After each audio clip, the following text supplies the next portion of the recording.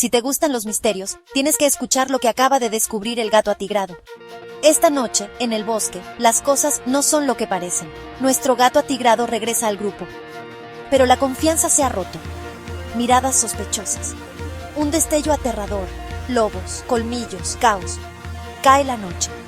El gato atigrado descubre una reunión secreta. Uno de los suyos susurrando con un desconocido. ¿Traición o solo paranoia?